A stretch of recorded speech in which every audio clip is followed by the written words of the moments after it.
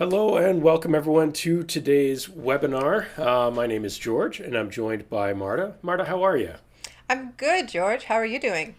I'm doing okay. It's been an interesting day, an interesting week, an interesting month, year, and so Here. on, as the song goes. Um, but we're here today for another Epiphan webinar, and I think this is going to be one that a lot of people are really interested in. We're starting a little later than normal. Here in Canada, it is Remembrance Day, so things don't happen much in the morning on Remembrance Day, so we're starting a little later. But of course, we're happy to see everyone joining us. I see a lot of people saying hi in chat from Stockholm, Sweden, from Australia, from Norway, all over the place. So this is great. People from Chicago, Dallas. So awesome. Say Yeah, hi in chat. If you feel like saying where you're from, feel free. You don't have to, but feel free. And today we're going to be talking about how to live stream with guests, which we're actually doing right now. that's right, Um, George. but I'm still seeing the numbers kind of build a little bit. So maybe we'll just wait another minute or so and make sure everyone gets here, gets settled in. Everyone's got their snacks and their water and whatever else they're consuming. Yes, let's do that, George. In the meantime, we have a few housekeeping notes. If you guys have a question at any point during the webinar, please put those questions into the Ask a Question section that you see under the video and Crowdcast. That is the best way for us to find them at the end of the show to get you those answers. We're going to be answering all those questions closer to the end. And there's also a neat upvote feature. So if you see a question that you like, upvote that question and we'll get to it sooner.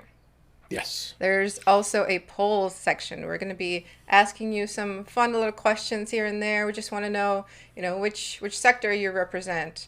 What is your favorite way, or like if you have one, if you have experience with adding guests to your live stream. So please participate in those as well. They're going to be appearing as the show moves on.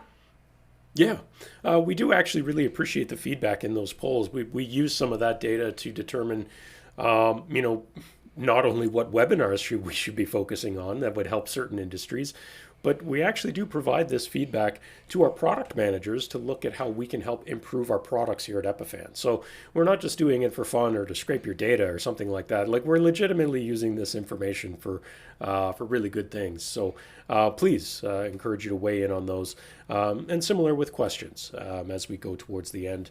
If we see something that's a question that's very relevant to a section we're in, we may pause and answer it. But otherwise, we'll be holding those to the end. And with that, maybe actually let's take a look at the agenda for today. We're going to break this down into basically 5 different sections. We're going to start with sort of the different styles of doing some live streaming with guests. So the first one, we'll talk about some of the web-based solutions, and these are ones people might be very familiar with already, but if you're not, we'll touch on some of those. We'll move into streaming software, which is kind of similar, but more locally hosted or integrated. We'll look at video conferencing systems. Again, if some of you have seen our webinars before, you may be aware that we often repeat the fact that video conferencing and streaming are not, in fact, the same thing, but there are places they can cross over. So we're going to touch on those. And then fourth, we will talk about the Epiphan Pearl products with how we might leverage that in web conferencing together. And then finally, in our 5th section, we'll talk about how we might do this entirely with hardware-based encoders like the Pearls, using protocols like SRT. And then after that, we'll get into your Q&A. So again, as you think of questions in each of these sections, throw them into the Q&A panel, and no need to wait till the end. Throw them into the Q&A section, and we'll go through those near the end. Let's see. I was going to check on the numbers here. They're I'm looking glad good. we, They're looking yeah, I'm strong. glad we did wait. They basically doubled in that amount of time, so that's a good thing. All right. I think we could probably get started. I think the numbers have kind of settled in a little bit. Yeah, let's do it, George. Okay, so let's start off with web-based solutions. And again, this is the one, and I saw people already asking a question related somewhat to this.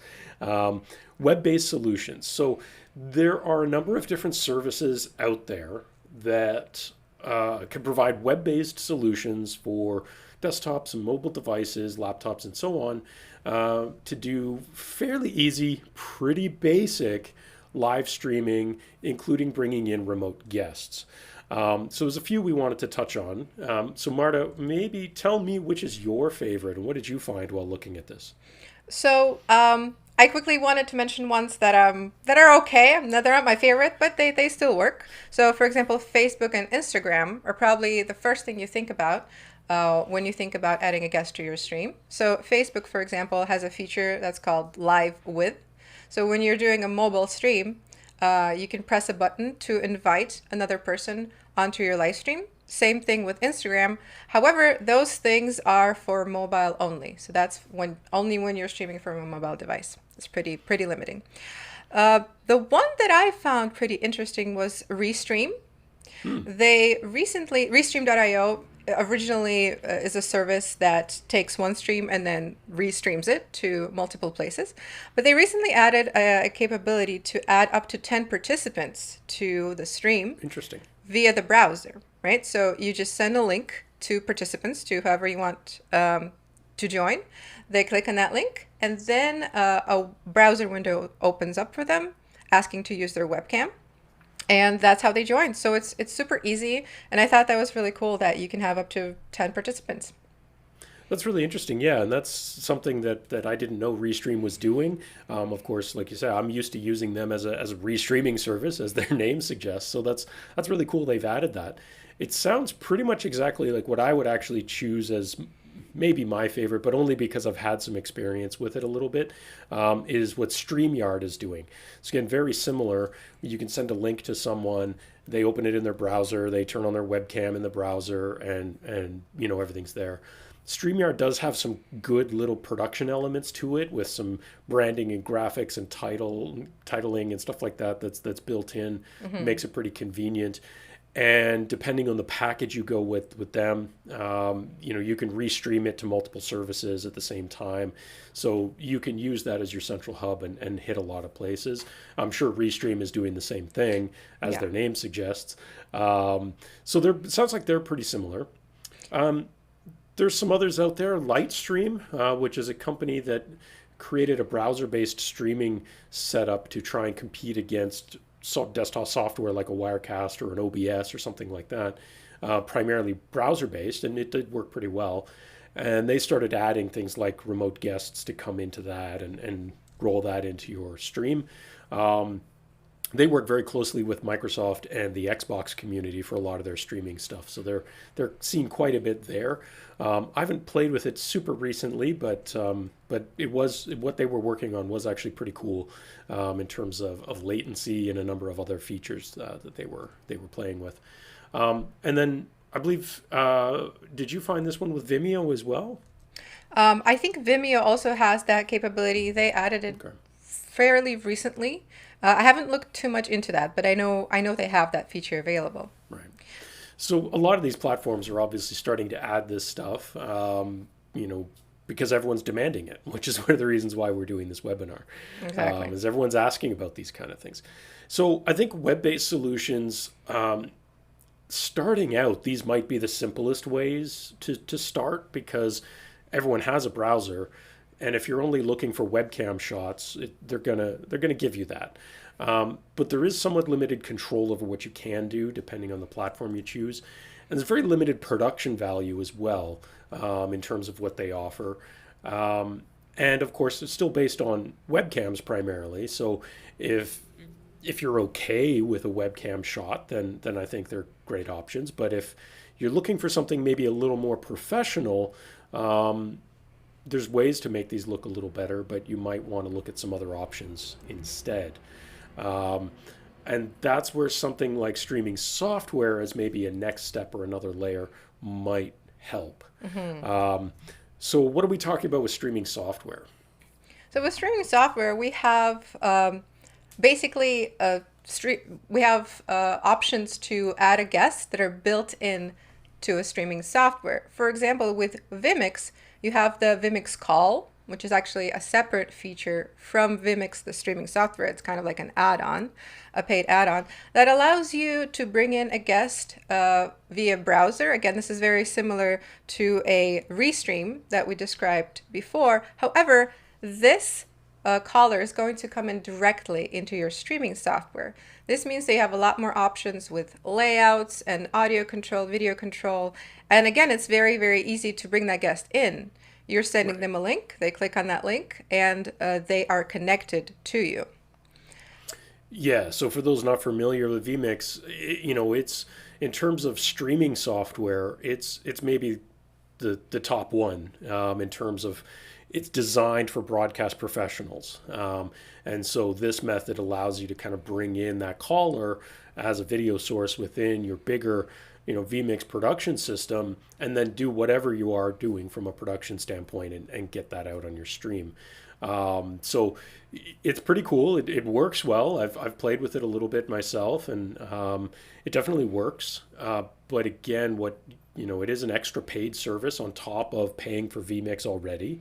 And then you're also looking at, honestly, when I've played with it, needing a pretty powerful computer to do it well. I mean, vMix already needs a pretty powerful computer.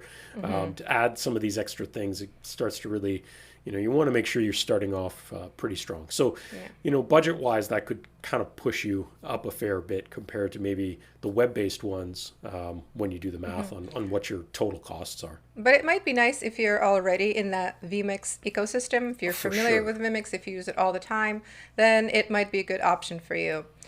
George, do you know of any other streaming software that does this type of thing? I do. There's a few others that do. I believe Wirecast, which is a competitor to vMix, has something similar. The other one, if you're looking for something to do very similar but free, is OBS, Open Broadcast, which is, the free open source version of things like Wirecast and vMix. Very, very popular among streamers starting out. And someone created a side project because OBS is open source. People create plugins and side projects all the time for it. And one of the ones I came across earlier this year, and it's a rapidly growing community that's really interesting, is a side service called OBS Ninja. And essentially it's a free web-based service that does exactly what we were talking about with the other things. It creates you can send someone a link, they join it in their browser, it activates their webcam, and then you can easily ingest that into your OBS software to do all of your production stuff in OBS. The way OBS Ninja works is very low latency, which is cool, and works on a bunch of different stuff, and you can bring in different sources from it. It's not strictly webcam stuff. So there's some really interesting ways to leverage it, and there's a whole subreddit for OBS Ninja if anyone's interested. And there's a bunch of things in there every day for how people are playing with it and using it in new ways. So if you're looking for a free aspect of doing some of this stuff, this is actually probably a great option, to be honest. Again, your host computer running OBS at its core is going to have to be a pretty good system. But if you've already got that and you don't really want to budget any extra and you're looking for a free option to play with, I think this is a great way to go. Okay, so that is streaming software. What is another way that you can bring in a guest to your live stream, George? Well, I think the one that probably in the past 7-8 months that everyone has really been hitting on and everyone's been asking about is video conferencing software. And of course, this seems obvious because in these pandemic times, everyone who is working remotely using video conferencing software has now become their normal day-to-day life. That's the only way you and I talk anymore, Marta. Yes. I mean, that was the only way we talked before because we're on opposite coasts, but for the purposes of this webinar. Exactly. But we don't even get to see each other at trade shows or anything anymore either. That's true. Everyone's getting used to this. And what they might not know is that some video conferencing software has some streaming ability built into it. So Zoom obviously is a name that everyone is familiar with now. It's now a household name. It's what we use here at Epifan for a lot of our conferencing needs. But it's not the only one out there. But it is one that they added this kind of feature pre-pandemic, like way long time ago. if you are a paid pro Zoom subscriber, you have the option in the admin settings of enabling streaming and turning on RTMP streaming, which means you can send a stream to places like Facebook or YouTube or another custom CDN of your choice using RTMP. The control is pretty limited. There's not a whole lot you can do with it. It's basically just going to stream the gallery view or whatever it is that you're seeing in your Zoom meeting. So it's not the prettiest by far. It's pretty ugly, to be honest, but it's effective. And once it's enabled in your account and you have it set up, there's just a button in your meeting taskbar to start and stop it. So it is very simple from an integration standpoint. So depending on what you're trying to accomplish and what you might already have, like if you are already a paid Zoom customer, then it can be a very easy way. And so we've seen governments doing this because a lot of them did sign up for Zoom to do their virtual council meetings and everything like that. And this is a screenshot of actually a YouTube stream coming out of a Zoom meeting. So again, not the prettiest, but effective. It gets the job done. So I think personally, I wouldn't use it if I'm looking for an intricate, beautiful production, because it's not.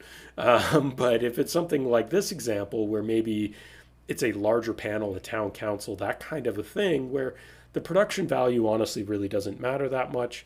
You're just trying to deliver information effectively and as simply and as quickly as possible and publicly, then I think it's probably a great option for people to consider.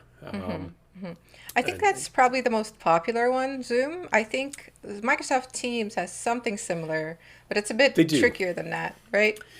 It is, because Teams, in general, Teams is much more focused around inside organization communication as opposed to public communication, if that makes any sense.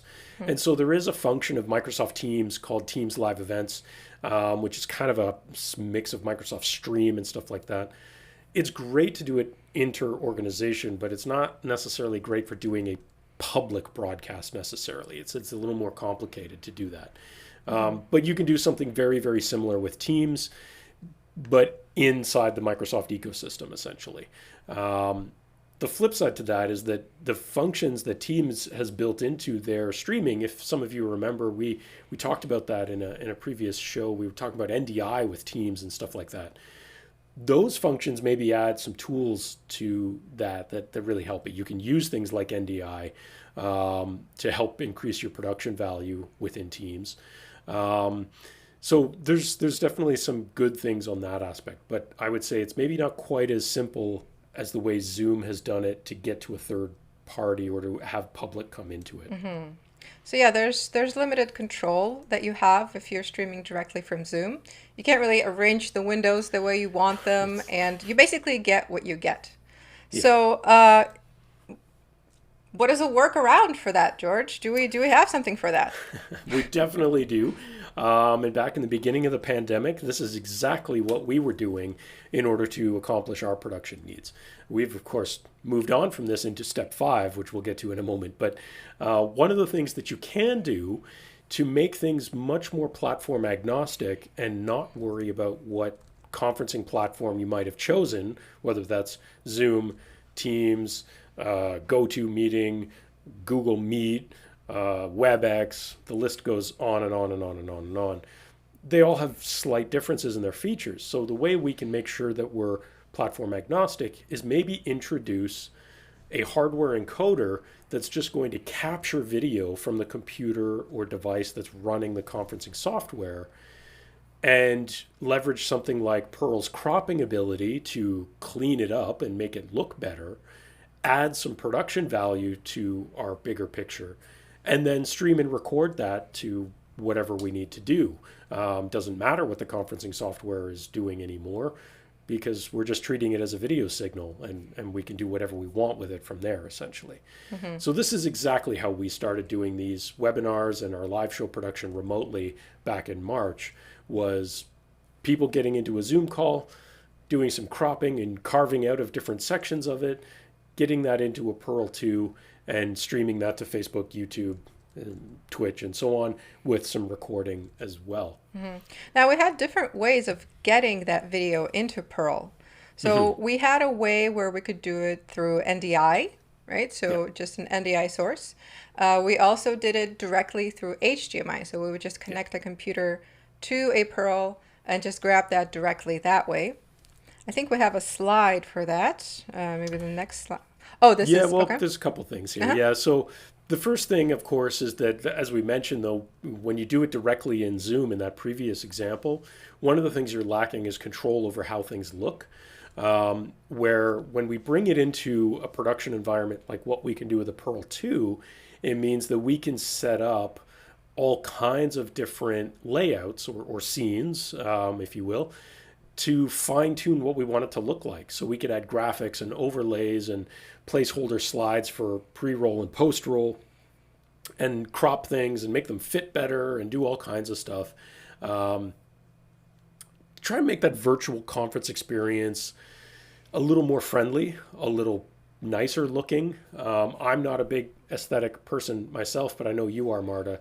And I know that looking at the way like streaming a Zoom gallery looks is just, It's no one painful. likes it. No one likes It's the way it painful. looks, right? So, putting the creativity and the production value in front of someone like yourself who's going to make it look beautiful is going to make it more engaging for your audience, ultimately, and that's what you want. Yeah.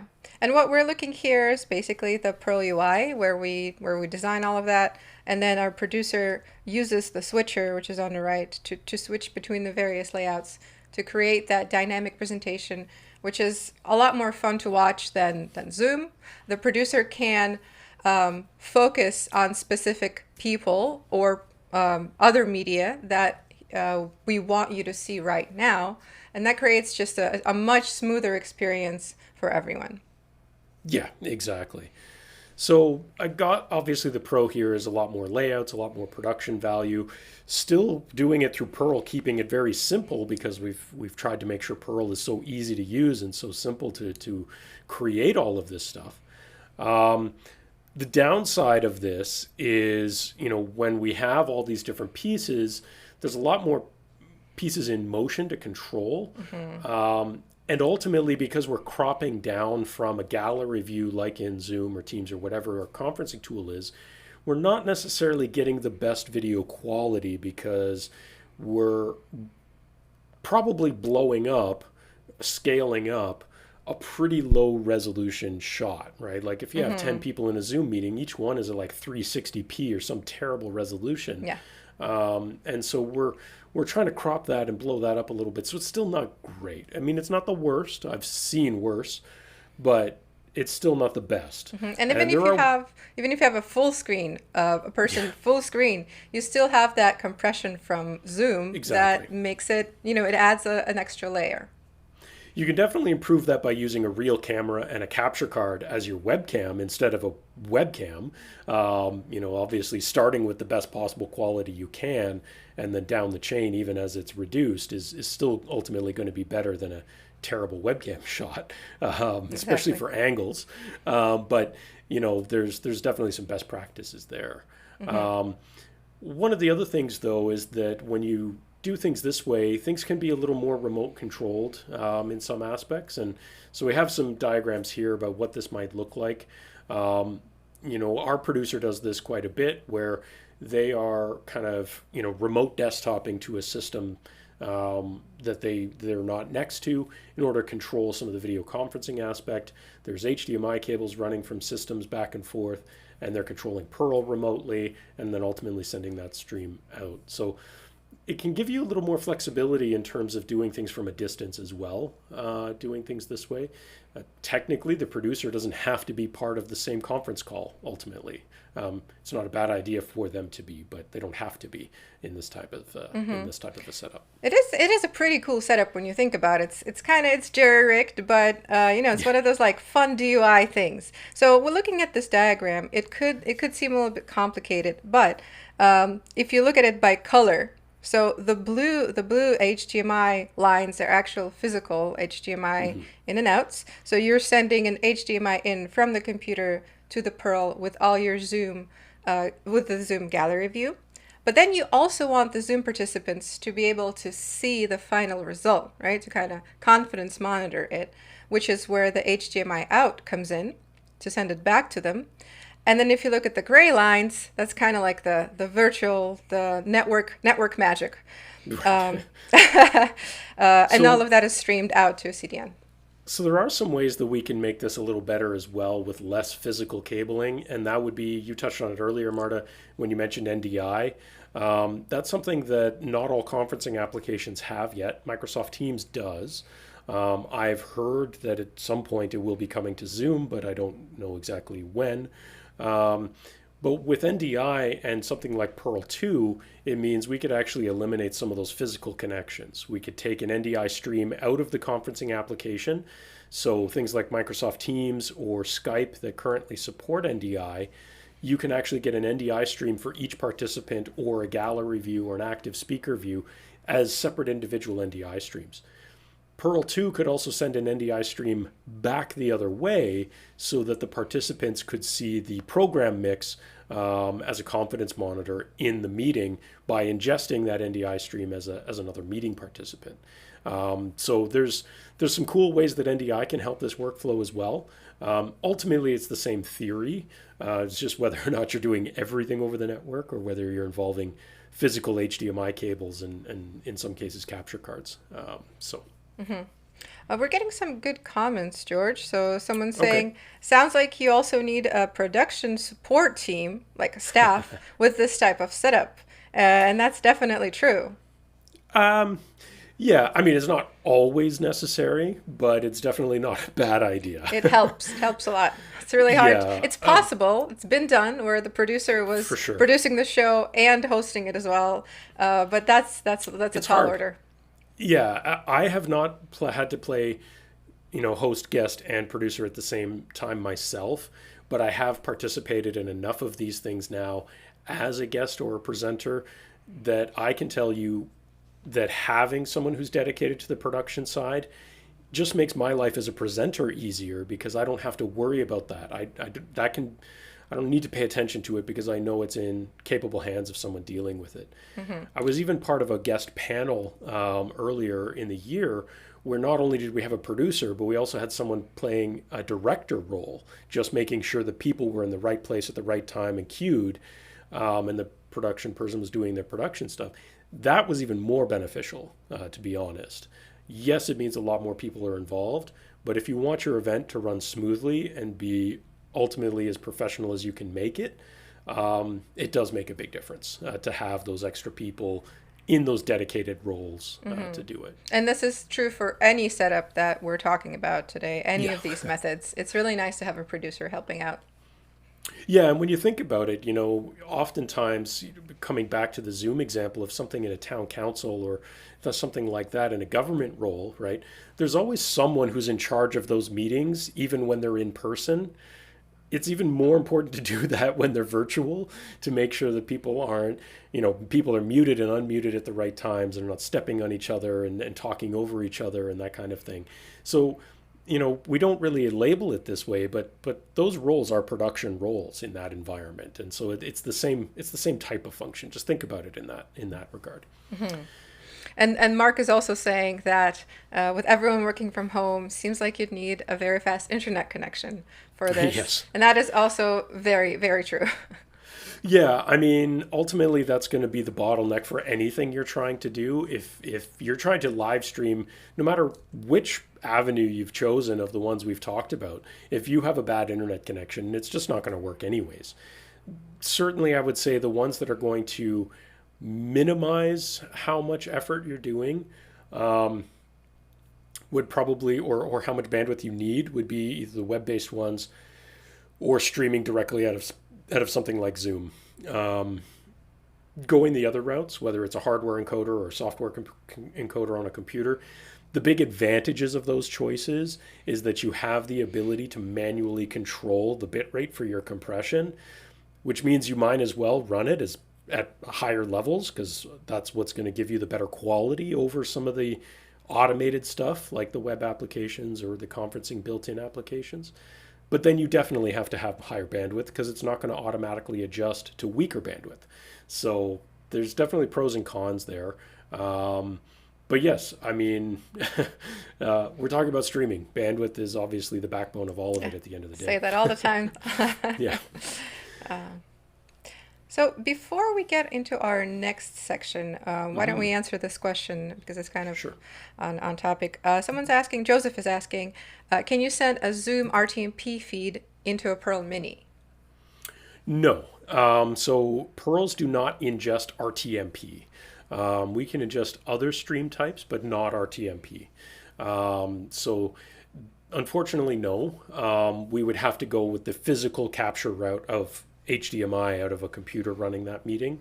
Or if we're using conferencing software that supports NDI and we're using a Pearl 2, then we could do it over NDI, but not with a Pearl Mini. With NDI, we couldn't do that, and we would need to use a physical connection. Awesome. Thank you, George. And let's see these other questions. Yeah, these can probably wait until later on. Yeah, I see a lot of stuff in chat there and some questions, so this is awesome. We'll definitely get to all of those. We won't leave you hanging there. Yeah. Our last one, and this is the one that we've actually moved to doing ourselves, and that is to use hardware encoders at individual people as contribution points and a centralized point to ingest all those contributions and stream it back out once our production is done. We're doing this using SRT as a streaming protocol. So for those of you who may not be familiar with SRT, it stands for Secure Reliable Transport. It's a streaming protocol that was invented by a company called Haivision, but it is essentially an open source protocol, and there is a huge number of companies that are members of what's known as the SRT Alliance that are backers of this protocol and contribute to it and contribute to each other and test with each other. The idea being with SRT to be an extremely low latency contribution stream to make it easy on networking in terms of traversing firewalls, and also secure. You can encrypt it. So these are kind of the main cornerstones of what it can help deliver. The biggest advantages is that unlike RTMP, which someone raised earlier, where RTMP basically you just kind of throw it at your CDN and hope it gets there. SRT includes a secondary channel of information as a back channel that gives you diagnostics and packet recovery information. And this can be extremely helpful on weaker internet connections to know what's actually happening with the stream and then adjust things as needed. So for example, because of where I'm located and where Marta's located, geographically distant from actually where our production studio is located, we know that just due to various network factors, we need to introduce some intentional latency to make sure that Marta and I line up at the ingestion point. SRT allows us to do this. This couldn't be done with something like RTMP or other streaming protocols. So this gives us a really, really powerful tool set. What it can look like in this diagram is, you have your cameras and audio connected to a hardware encoder that has SRT support. It gets sent to your destination, and of course, you're getting that diagnostic information back. The nice part here is that it's definitely something where you can play around with these different options to get the highest quality you can out of these more unpredictable networks in some cases. So does this mean that we have to use hardware encoders for this, George? Not necessarily. There are some software applications that are starting to use SRT. I believe OBS can do it with a plugin. It's not built in, but there's a plugin. There's a number of other software packages that are starting to roll it out as well. There's even cameras that have SRT built into them now as well. So it's a growing ecosystem, which is good because it means there's lots of things. There's apps for your smartphone if you want to stream from your phone camera over SRT. There's ways of doing that. We've played around with that and talked about it on some previous webinars. The main thing here, the big advantage, is the latency aspect, I think. Given you have a strong enough connection, you can get the latency on SRT to be extremely low. And this chart kind of highlights some of those things where, WebRTC, which is what a lot of the web-based applications we mentioned off the top are based on, are sometimes somewhere between 100 to 5 seconds in latency. RTMP is usually above that, and some of the other streaming protocols above that. Your typical TV viewing experience is about 5 seconds of latency. Where tuned up right and on a really strong network, SRT could be as low as 80 milliseconds. I recently did some webinars with one of our partners in Belgium, and I believe I saw Mikas in chat earlier. Hello, Mikas. But I was able to stream from my home here in Canada, where I do not have the strongest internet connection. I'll be honest, mine's pretty average at best. I was able to stream SRT from here to their studio with about a 300 millisecond latency, and that's crossing the ocean. This is a significant difference and a significant challenge when it comes to stream latency. And we were able to do it at 300 milliseconds, and that was actually me playing it safe. It was actually working at about 150 milliseconds, but I increased it just to be safe. So that's an example of where SRT can really shine. Is getting that latency down can really help to improve the overall production workflow. And at the same time, I was sending them 1080p at 5 megabit as a stream. So it was very high quality, well above what any conferencing application could do in terms of image quality. So those two things in combination meant that what we delivered from a content perspective looked really good. And it looks much better than Zoom video audio quality. Absolutely, yeah. Okay, so why don't we get into how we are doing this right now? What is our setup, George? Well, it's actually exactly like the example I just used, where basically we have in our studio a Pearl 2 that is sitting in our offices. It has a ton of bandwidth because it's sitting there on a corporate connection. And then what we're doing, both Marta and I have Pearls in our homes. I do not sadly have a Pearl Nano yet. I do not have one either yet. Yeah, I'm using a Pearl Mini, but this is actually one of the reasons why we're so excited about the upcoming Pearl Nano is because it's the ideal box to do exactly this with. We can plug in our cameras, our audio into our hardware encoder, set it up. We can set it up in advance. Like our producer could have set it up in advance and shipped it to us, and I just plug it in and push start. It could have all been done in advance, which is great.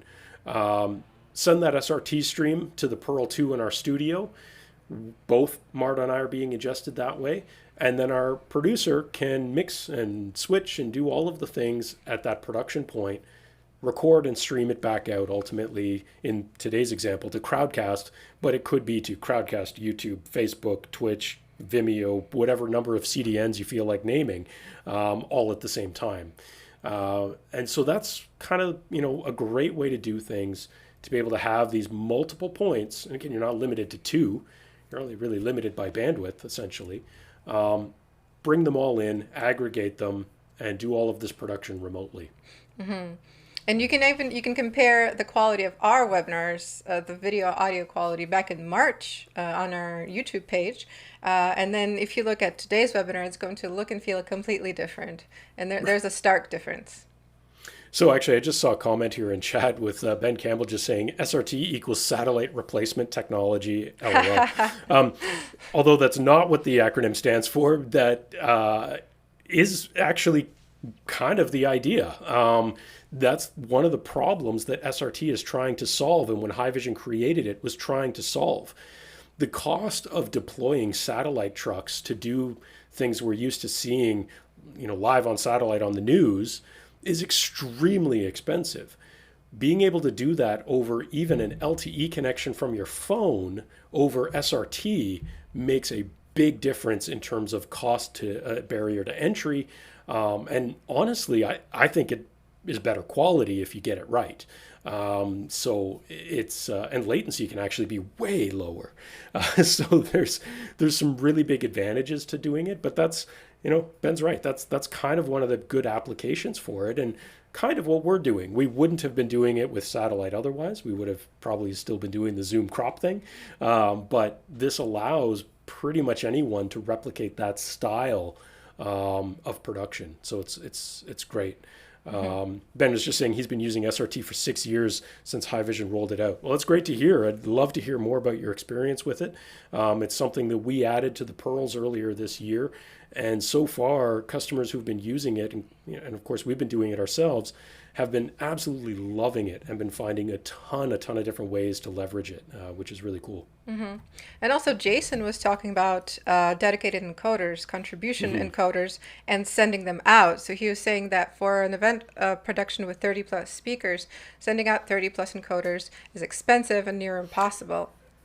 Absolutely. Yeah. Yeah. I mean, you have to look at your workflow and what makes sense. I agree if you're talking about 30 individual sites, individual people that you'd have to send it out to, that might become impractical. I'm not going to argue with that. Um, that's where, again, something like Zoom probably is the best option there.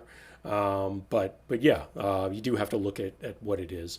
Again, for us, because we've been producing all of our content from our homes for like 8 months now.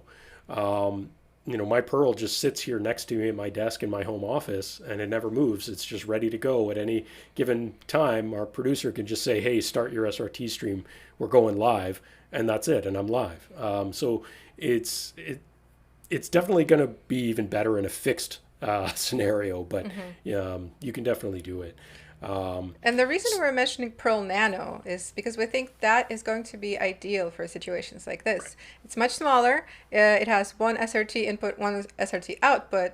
But because of that, it's more affordable, and it may be an option to actually send those out to people. Right. Yeah, smaller, lighter to ship is one thing, but also simpler to set it up, Exactly. but still gives you professional inputs for audio and video. So you get a lot of things packed into a little box. Comparing them, Pearl Mini's not on this chart. It fits kind of in between there, but the scenario of doing the remote simplified contribution to a central point, we envision that definitely, like Marta said. Then Pearl Nano feeding SRT into something like Pearl 2 that's functioning as your main production hub. A Pearl 2 can ingest as many as 6 simultaneous SRT inputs, provided you have the bandwidth to support it. And then we can also provide SRT outputs, as well as different streamed outputs like RTMP, NDI, HLS, Dash, whatever you need in order to publish it to your final destination, and record it at the same time. So there's definitely a lot of great options that you can put together with these systems. The other thing would be that the Pearls, being network-based appliances, you could actually remotely control all of those points. You could have your producer controlling the individual contribution points and your main central production point entirely remotely, where they could access these devices and just, sometimes it's just easier to just do it yourself than trying to explain to someone how to do it. And that certainly happens with producers. So this is one advantage, again, where it's the nature of these boxes, so you don't have to worry about granting someone remote desktop control over your computer to control something in Zoom or something like that. So there's, this just helps. It's going to be more secure, easier to set up, those kind of things. So I think this is something, this diagram for me especially, I think this is the future that we're going to be looking at for content creation going forward, even post-pandemic. There's a certain Pandora's box that's been opened when it comes to remote production. It's not going to get closed to go back to the way it used to be. A lot of this is here to stay. And so making sure we're looking at the tools we need going forward is going to be really important, I think. And let me actually finish Jason's questions here. So he's asking if we bring in 5 to 10 SRT guests via software SRT encoders, does Pearl take care of the mix minus and the return feed for us through the SRT? So we couldn't do that number with a Pearl 2. If we could do up to 6 inputs and 6 outputs over SRT. So you can, you definitely can do the mix minus purely over SRT. There always is still some latency with SRT, even though it's very minimal, as we talked about. There is still some. And so depending on the geographic locations of everyone and weaker connections that some people might have, you have to set your latency for the lowest common denominator in that scenario. So you might find yourself still setting 300, 400, 500 milliseconds, in which case running the mix minus over SRT might not be practical. The good news is there's an easy way to do this, and this is actually what we do, and that is run a back channel for two-way communication. Again, we use Zoom for this, but it could literally be a phone call or any other conferencing application, where we're basically using that for Marta and I, and our producer, who, if he needs to give us notes or something in the background without you guys hearing it, we have that running in a Zoom call in the background. We're not really doing anything else in that Zoom call other than talking to each other and hearing each other, so that our conversation is more natural despite the latency that SRT introduces. And we actually have a slide here for that. It also shows the presentation side. So the way we're showing you these slides is through George's computer. He's essentially just sharing a presentation in Zoom, and we're picking that up and inserting it into this stream here. Yeah, and you could certainly do. Some of my colleagues have used their Pearls to create a second SRT stream with their desktop share and running it that way. I don't do that because I happen to be one of these weird people who uses an ultra wide monitor, and they don't work so well for doing that. So for me to share the content, it actually works better to do it in Zoom. So there's funny little things like that you have to keep in mind too. But there's other options outside of sharing the content purely in Zoom as well. And for back channel, I mean, you can even use a phone call too. I think we've done that in the past, where we just had a phone call going. Yep. And then SRT video audio is kind of separate from that. It doesn't. Yeah. We don't rely on it for back channel communication. Exactly. So I think we're going to dive into some questions. Yes. Let me see. I saw a bunch of chat here, and I want to just kind of take a look at some things in here. So Sebastian was asking, can I control PTZ with SRT? That's not specifically a function of SRT itself as a protocol, but it is possible. The other advantage with SRT as a protocol is that it's just encapsulating data and will pretty much take anything you want to throw down the pipe. It doesn't really care what it is. So there are companies that are creating their own software that are going to use SRT interlinks for remote stuff and can send information through their software uses for PTZ control, tally control, all kinds of stuff. So those are some of the aspects where, again, if you look at the companies that are involved in the SRT Alliance, including Epiphan, you're going to find all kinds of different ways of leveraging SRT in some of these ways like that. Lots of cool stuff out there, and it's only growing. I mean, it's been an explosion this year. It's crazy. I'm going to scroll back through chat, Marta, but maybe if you want to take a look at some of the questions. Yeah, I actually just saw that someone was mentioning Rivet. Jason was mentioning Rivet, which is a Windows-based SRT streamer. And I think we've actually played with that, right? It's also a mobile app for your phone. Exactly. That's how we know it. And we have... I think we did a live show. We do a live show every Thursday at 3 p.m. Eastern. And we talk about all things live streaming. It's a bit less serious than this webinar. You can check that out on YouTube. And we did play with Rivet VR LTE. I was in a park somewhere. George, you were at your house, and it was successful for a part of the time. But it is a really cool app. Makes it really easy to contribute in the field from your phone. It is a really cool app. We like it. Yeah. I mean, again, your point of failure there is always going to be the mobile connection, so you do have to kind of think about that. Sebastian also asked earlier about Microsoft Teams. Can you catch each participant using NDI for separate sound and video? Yes, you can. Teams will present a separate NDI stream for each participant and the gallery view or the active speaker view. So from that aspect, Teams has actually set it up really, really powerfully. But again, as people have mentioned in some other things, depending on what you're using for your NDI setup and how many people you might have participating in that, you might find that you're exceeding the capabilities of your production gear. If you have like 50 participants and you're trying to do them over NDI. So just keep that in mind. All right, I'm going to leave chat. Yes. Someone was also asking about Teams. I'm not sure if this is the same question. Is there an integration with Microsoft Teams NDI with Perl? Yeah, so I mean, rough answer is yes. Teams supports NDI, and so does Perl too. So by way of NDI, yes, you can integrate back and forth with them. And we did talk about that a little bit earlier. I suspect that question's been up there for a while. But yes, I mean, Teams and Perl do not technically directly integrate, but they can bridge to each other by leveraging NDI. Perfect. Let's see what else. We have one here with 2 votes. What are your thoughts about Crowdcast versus other platforms like StreamYard, Twitch for guest interviews?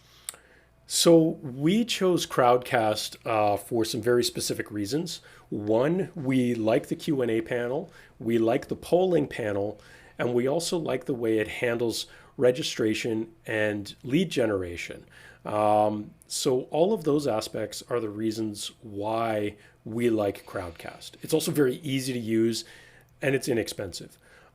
My experience with StreamYard is that I think it's very cool, but it's, again, a web-based platform. So, you know, if you're someone who wants to go into the hardware streaming world, it's probably not the choice you're going to make. They don't have an option for taking third-party encoders and ingesting them. I think StreamYard does have some cool stuff, but I don't think it's really, it's not targeted at the same user that something like Crowdcast is, to be honest. And neither are the social media platforms like Twitch, Facebook, or YouTube, right? They're purely focused on just blasting out a stream, and you might get some chat, but that's pretty much it. You're not going to get a whole lot more out of it. So I think, Mark, it really depends on what you need from it. For what we needed from these webinars, Crowdcast was the obvious choice. Yeah, and we also really like Crowdcast because you could easily bring an RTMP stream into it. Yeah. They have another mode where... Yeah, you could do it in a browser. Yeah, you could do it in a browser, and they have an option to bring in one guest there, George, as well. Yeah. So they have that option, a really easy option to bring in a guest for your interview. Yes, yeah. Great. What's our next question here? So we have, let's see, can any of the Perl units send and or receive program video fold back to a remote guest? Oh, is this back channel communication? Yeah, I would guess that's so. Again, it could, depending on how you want to leverage it. This is that sort of mix minus question, I suppose. You could. Again, it depends on both ends. You are essentially duplicating, or in some cases quadrupling, the bandwidth requirements to do it because you're just sending multiple streams back and forth. So it could do it, but again, you have to see if that's practical for your workflow or not. So yeah. But it's possible. So you would create 2 different channels, and you're going to send channel A to person B and channel B to person A with the correct audio enabled, essentially. You could definitely do it. It starts to get more complicated. And again, that's one of the reasons why we just continue to use Zoom as a back channel for us to do that, just because it does simplify things in terms of the setup. Works better. So, yeah. I did see Ben was just throwing something in chat here saying you're sending a Crowdcast an SRT stream, and we're not, and that's because Crowdcast doesn't support SRT at the moment. We're using just RTMP to stream to Crowdcast. So we're sending SRT streams to our producer Pearl, and then that Pearl is sending an RTMP to Crowdcast. Yeah, exactly. Let's see, what other questions do we have here? I'm going to go just from the top of what's showing up here. Okay. For musicians and concerts, does Epiphan products? Oh, it just changed. I did that. I'm sorry. Okay, here I'll read it. Go back to the answered panel. Okay. Sorry, I wanted. Sorry. Both clicking buttons. Yep. For musicians and concerts, does Epiphan products handle audio processing, remixing, etc.? Mark, maybe you can just clarify in chat a little bit, but Pearl is going to capture, depending on the model of Pearl that you have, it will capture professional audio from your existing audio infrastructure. For example, straight out of your mixer in a professional audio environment. Pearl is, of course, going to compress that audio for a live stream. That's just the nature of live streaming. But you can choose some of the settings. So you can choose between MP3 or AAC as a codec. Again, choose the one that your streaming platform supports. You could choose the sample rate, 48, 44K, whatever. And you can also choose the bit rate. It could be as high as 320K for the audio compression. Someone had a sub comment there. Lee was saying, what about time delays? Yeah, if you're running into synchronization issues between your video and audio on a Pearl, we do have audio delay adjustments on the Pearls to correct for that as well, if you find that that's something that's happening. But in terms of beyond that, if you're looking at things like audio compression, and not from a streaming compression standpoint, but from a manipulation standpoint, we don't have that built into the Pearls. That would need to be a function of your preamp mixer, whatever audio system you have in front of Pearl. We're just going to capture the main out and use that. Mm-hmm. Okay, so here's a question, another question from Jason. The new Live Call Connect that is available with vCert and TriCaster 3, any chance of that coming to Epiphan? As far as I can tell, this is a software-based add-on to streaming devices, correct? Yes, we don't have any immediate plans for that. We've certainly looked at and experimented with some ideas of how to make some of these bridges between different applications and bringing in remote guests easier. There's nothing that's been firmly decided there in one way or another. Some people have asked, for WebRTC. Some people have asked about things like this. So honestly, I don't have an answer for you, Jason. It's hard to say what the future will hold. We are looking at a bunch of different things kind of in that direction, but I don't know when or what that would look like. Marge is asking, how does BlueJeans stack up against other services? BlueJeans can do a lot of the same things that we've been talking about here. They're pretty comparable. BlueJeans tends to maybe aim a little higher at the enterprise level, so maybe more of a competitor to something like Microsoft Teams versus something like StreamYard, which is kind of geared more towards creators. So I think it depends on what category of customer you put yourself in. I haven't played a lot with BlueJeans recently, but when I have experimented with them, their platform's good. I would say it's on par with the others if their feature set gives you what you're looking for. Thank you, George. Here's a upvoted question. Answer is needed. Does the producer use special software along with Pearl hardware to control the final output? No. And here's the big advantage with the Pearls. Because they're network-based appliances that just use a web browser as its user interface, as its graphic user interface, no special software needed. All our producer needs is basically a web browser. That's it. They can control everything through that. And it could be any browser. I believe he does it on a Mac, an iMac Pro, I think, something like that. But I've known people who have done it from iPads. I know people who have done it from Chromebooks. It really doesn't matter as long as it's a browser, basically. How do guests interact in real time with each other when using SRT? Do you need to be streaming to an SRT-friendly CDN that they all monitor? Again, this was probably asked before. We kind of covered a little bit of that, but essentially, Mason, the main thing we do is we have a back channel communication in video conferencing apps or a phone call or something like that between Marta and I, so that our conversation is natural and in real time. And then what we're providing to the production mix is over SRT. I think we have a few more there. Can I try SRT on the local network? Ooh, I want to know the answer to this one. Yes, you can. SRT is not limited to anything. SRT is a little more complicated to set up than, say, something like NDI, but you're essentially just pointing things at IP addresses ultimately. So you can definitely use it on a local network. When I first installed the Haivision Play app, which is another SRT mobile app for your phone, similar to Rivet, that's how I experimented with it. I was using my phone as another camera source for my Pearl Mini just over my local network.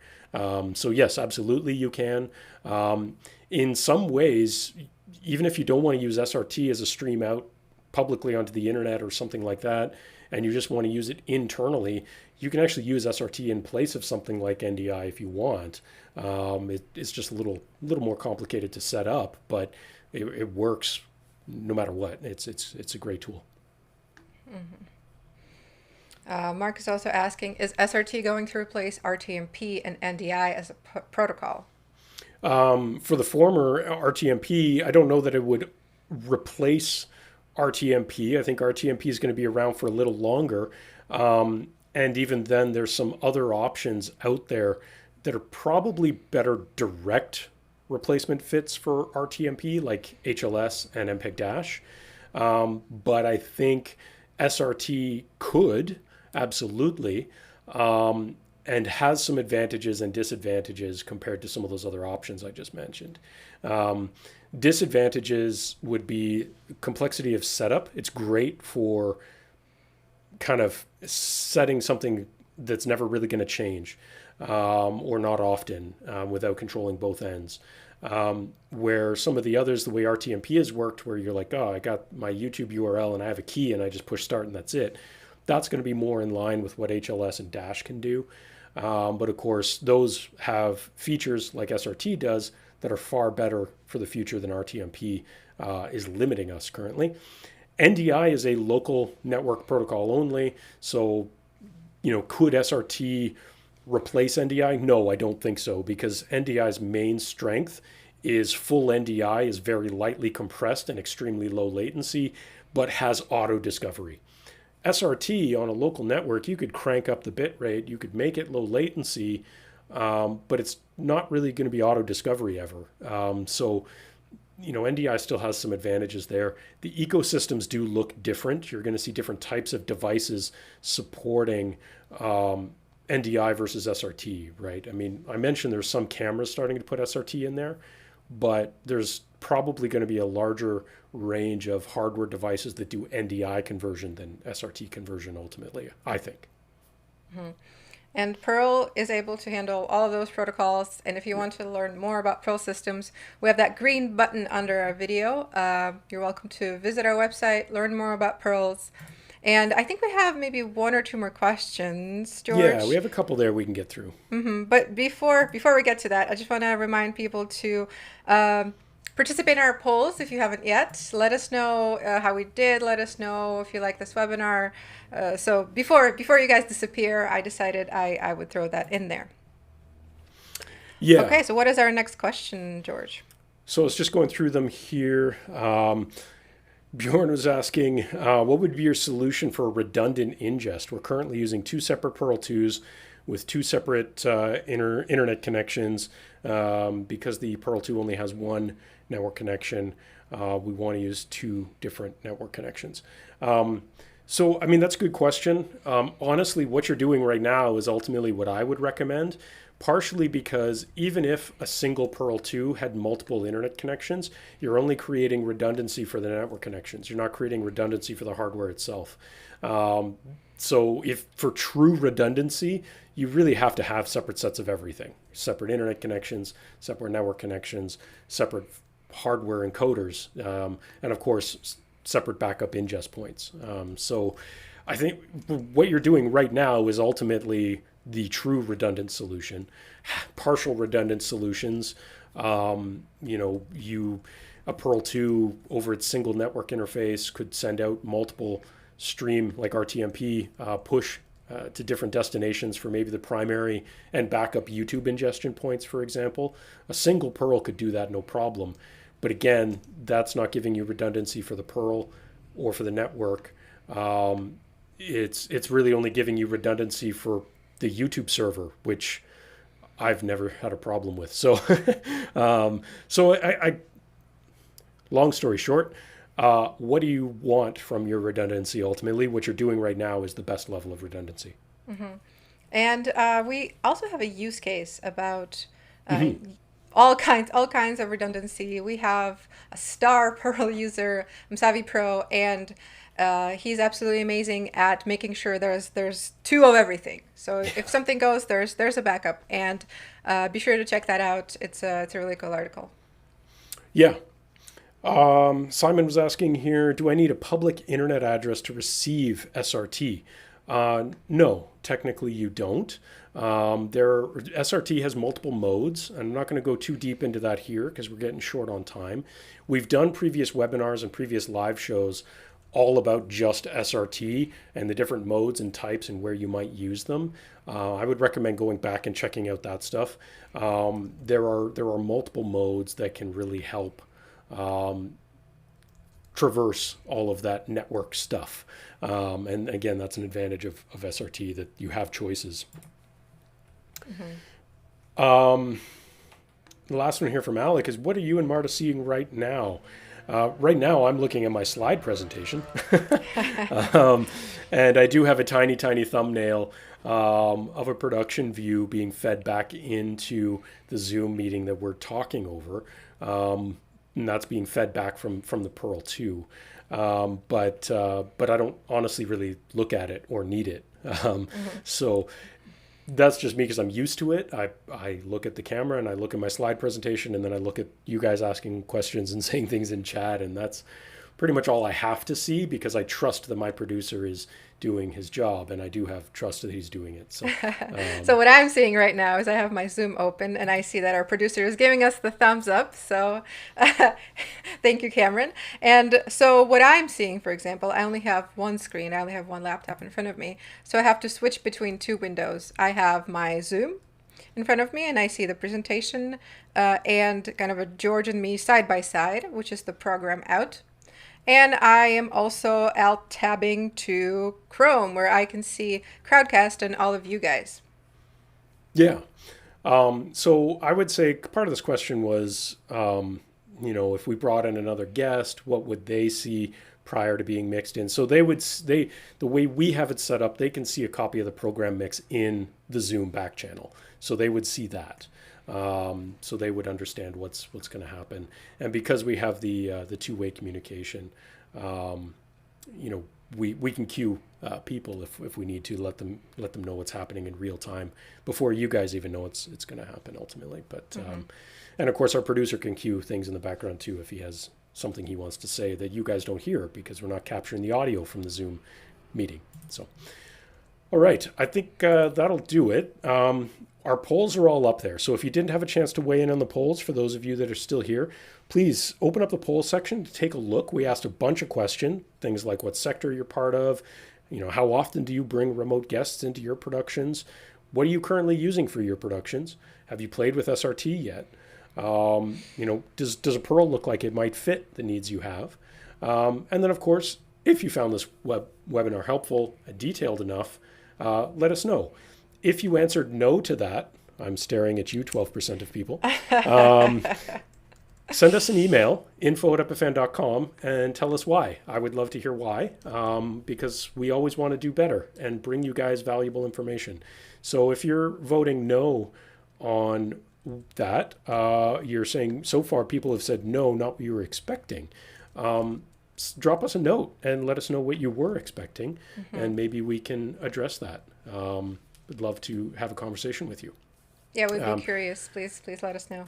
Yeah, and if you do have any webinar ideas or topics for our live show, which Marta mentioned earlier, we do every Thursday at 3 o'clock Eastern, which is tomorrow, by the way, then shoot us an email. We're always interested to hear from you. Tomorrow, our live show is all about being a remote production ninja, and we're going to have a special guest joining us to talk all about how to be a remote producer and all of the tips and tricks and magic that these guys do in the background that makes me trust them so. So if you're interested in remote production, I think tomorrow's show, again, live at Epifan on YouTube and Facebook at 3 o'clock Eastern, follow us, like us, subscribe, do all those socially things. And every week we're talking about these things. Future webinars, we have those on our website, epiphan.com/webinars. Our back catalog is listed there, as well as what's upcoming, which you can register for in advance. And on our website, we also have some stuff to our virtual magazine, which is got a whole bunch of cool articles in it, some cool stories and information. So feel free to download a copy of that and check it out. There's some really cool stuff in there this time. It's our second edition of it, so it's a good one. That's right. I'm going to promote that as well. I had something to do with it, so I'm going to promote the heck out of the Epiphan magazine. Yeah. And there was one last question, and that was Alec asking if we're wearing pants. Just kidding. Great show.